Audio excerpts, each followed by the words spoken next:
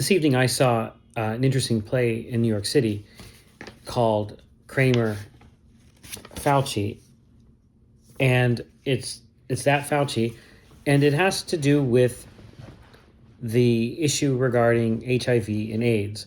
And I think for most people, they think about Dr. Fauci and COVID comes to mind, or Ebola, but he's really been instrumental in infectious disease research since the 1980s. And this play takes place in the 1990s, and it's basically a recreation of a C-SPAN show where Dr. Fauci and Larry Kramer, who is an award-winning playwright, Academy Award-nominated screenwriter, who was a major HIV activist, interacting during this C-SPAN call-in show.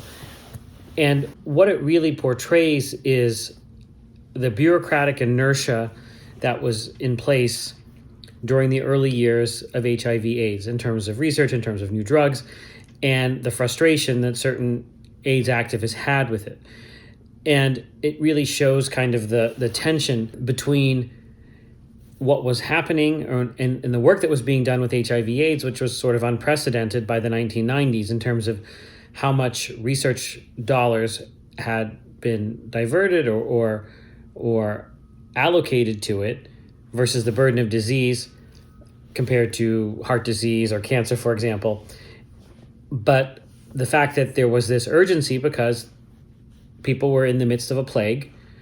This was an incurable disease or it still is an incurable disease, but it was a disease that wasn't even treatable, that had major implications for lifespan. It was a fatal disease basically until the late 90s, when new drugs started to be developed.